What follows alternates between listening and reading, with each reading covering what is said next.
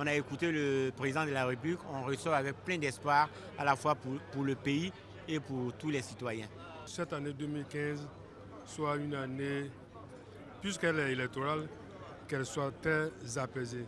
En tant que préfet, je souhaite cela vivement.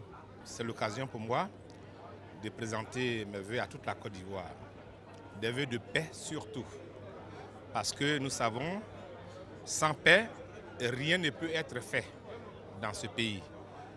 Nous venons de le savoir, nous venons de le connaître, nous venons de mesurer l'importance de la paix dans un pays.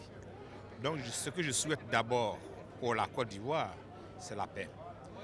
Souhaiter la grâce de Dieu sur la vie de tous nos concitoyens et demander que cette année soit une année de paix, une année au cours de laquelle nous aurons la joie de vivre, simplement. Nous sommes au travail, comme l'a dit Monsieur le Président de la République. Nous avons encore quelques chantiers qui sont en cours, notamment celui de la fibre optique, qui va connaître un début de mise en œuvre pour 2015 et probablement un début d'exploitation au cours de cette année.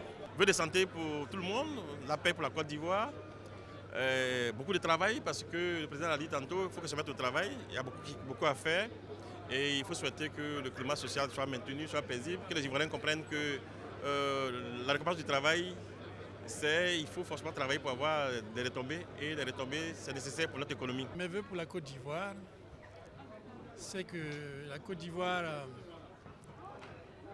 consolide la paix qui a été retrouvée,